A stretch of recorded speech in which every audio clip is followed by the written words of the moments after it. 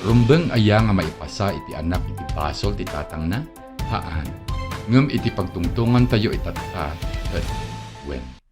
Inakseptar ni Ferdinand Marcos Jr. iti kinabaknang iti tatang na, nga adda pagduadwaan tinagapuan na. Ngem tinagikuan na ladta, kastamet iti pamilyana ket imbagada pay nga tinawid da dagitoy.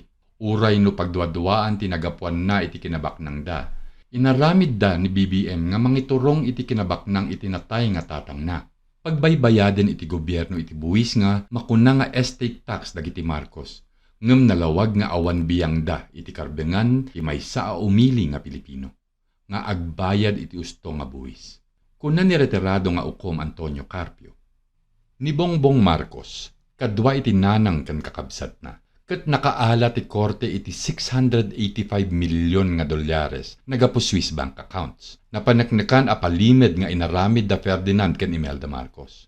Naglukat da iti account si Jay Bangko nga pinagkabilan da ti kwartada. Usar dati sa bali nga nagan. Kinuna ti agtawid iti kinabaknang ni Ferdinand Marcos ket parti daytoy iti kukwana ket rumbeng kano nga tawiden da daytoy. Inriri daytoy ti Korte Suprema. Kunada nga uray nakanagan kenyada iti kinabaknang ken awan sa bali nga nagtunton. Daytoy ket takaw nga kinabaknang gaputa na ala daytoy ruwar iti legal nga sweldo iti dati nga presidente. Isu nga mapanday ito iti gobyerno. Ngem kinalaban ni Bongbong Marcos iti gobyerno ket kunana nga dapat ket tawidan da daytoy. Tatta nga panawen, ribo-ribo nga kaso iti sangsangwen iti pamilya Marcos. Uray adu iti naabak gapo iti teknikalidad, adu ladta iti naipangabak iti gobyerno. Ngem iti problema ket iti natalged nga haan nga pagtumpal iti keddeng ti korte. Maysa ditoy iti issue iti estate tax wenno buwis kadagiti kinabaknang keddaduma pay nga sanikwa dagiti Marcos. Kuna ni dati a ukom Carpio, kas pangarigan agsubli iti maysapay a Ferdinand Marcos iti gobyerno. Haan na bagaan iti bagina nga agbayad iti buwis. Haan na nga aramiden diyay. Awan iti namnamaen tayo nga mapasamak iti daytoy nga issue no kas pangarigan nga agpresidente. Awan ay kadang numano iti mabalin nga maisubli kadagiti natakaw nga kinabaknang. Ken no katno nga mabalin alaan ken maisubli. Uray no mangabak isuna a presidente tatta. Ken malpas na iti termino na. Ket mabalin tayo nga kamaten dagita natakaw nga kinabaknang. Ngem, dagita estate tax ket mabalin laeng nga maala aginggana 5 nga tawen. Ket innem nga tawen ti termino ti presidente. Hanalaing itadya demand letter ket malpas din na ikaddeng nga oras iti panagbayad da iti estate tax. Ti problema ket sigurado nga haan na met itadyay surat no isu na laeng. 203 bilyon iti mapukaw iti kabanti umili gapuna tahaan na nga suruten ti linteg laban iti sarili na. Urayan dalaing nga malpas ti 5 nga tawen ket haanin a maisubli dayta nga buwis iti kabanti umili. Haanin nga mausar iti pagimbagan ti umili. Nga isuda ti agdesisyon ken agbotos tunggal eleksyon. Ti taligagag ti PCGG o Presidential Commission on Good Governance. Nga bimayag ti manong nga dekada ket maawanan ti serbi no mangabak ni Ferdinand Marcos Jr. Kinunapay ni Carpio. Nalakalaangen nga mangmando dagiti Marcos tapno haan nga makamat ti buwis no maisublida ijay Malacañang. Kinunanapay. Ti panunot ko, mabalin na nga ipaikat ti PCGG. Ken dagiti datos ken listahan ket mapukaw. Awanton ti mausar ti sumarunong nga administrasyon. Kasat nupay nga mapaneknekan nga tinakaw da dagijay kinabaknang da. Maikanda iti 6 nga tawon tapno masukatan wenno maawan dagiti datos ken listahan. Ag probleman to kadagiti kasuratan ken testimonya dagiti testigo.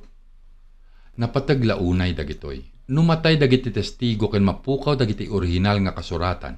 Awanan ti mapasama kadagiti adua kas kasutat. Itimet saritaan no takaw o ilgatan ket agpayso ti patigmaan ni Primitivo Mijares idi 1976 ijay insurat na nga The Conjugal Dictatorship of Ferdinand and Imelda Marcos. Kunana, narigat ang mapaneknekan no naurnos ti panagtakaw ijay kabanti umili ken kinabaknang iti nasyon gapo iti teknikalidad ti linteg ken iti waya maipapan kadagiti ebidensya nga kasuratan. Nakunapay ni Carpio, Adu nga kaso ti naipaabak ti gobyerno gapo iti kaawan ti orihinal nga kasuratan.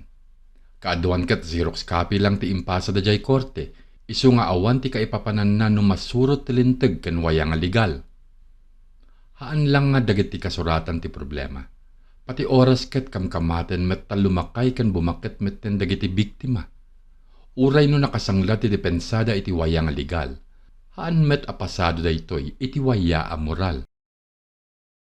Dagijay natakaw nga kinabaknang nga formal ken legal an naisubli ket lalo nga nalaklaka nga matakaw manen.